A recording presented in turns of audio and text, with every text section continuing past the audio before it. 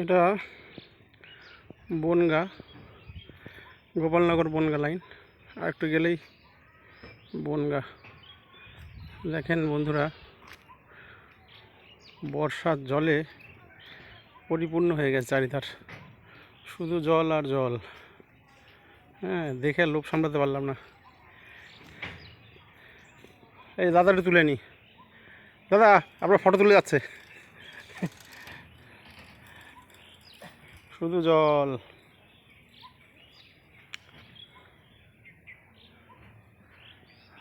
অর্জুন গাছ, গাছপালা সুন্দর। বর্ষা তো খুব ভালো লাগছে পরিবেশটা, জন্য একটা ভিডিও করলাম।